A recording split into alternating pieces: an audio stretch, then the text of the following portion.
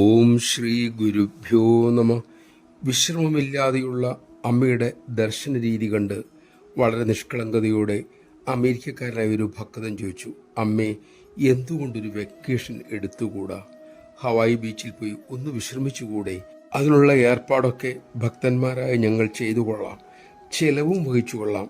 അമ്മയുടെ ശരീരമെങ്കിലും ഒന്ന് വിശ്രമിക്കട്ടെ. അമ്മ ആ മകന്റെ നിഷ്കളങ്കത കണ്ട് ചിരിച്ചു. പിന്നീട് ചോദിച്ചു, മോന് ഒരു മകനില്ലേ? അവൻ അസുഖമാണെന്ന് കരുതൂ, അല്ലെങ്കിൽ അവൻ സങ്കടത്തിലാണെന്ന് വിചാരിക്കൂ, അല്ലെങ്കിൽ ആ കുഞ്ഞിന് അച്ഛൻ്റെ സാമീപ്യം ആവശ്യമുണ്ടെന്ന് കരുതൂ. അത്ര സാഹചര്യത്തിൽ മോന് ബീച്ചിൽ പോകാൻ കഴിയുമോ? റെസ്റ്റ് എടുക്കാൻ കഴിയുമോ? അതുപോലെയാണ് മോനെ അമ്മയുടെ ഇപ്പോഴത്തെ അവസ്ഥ.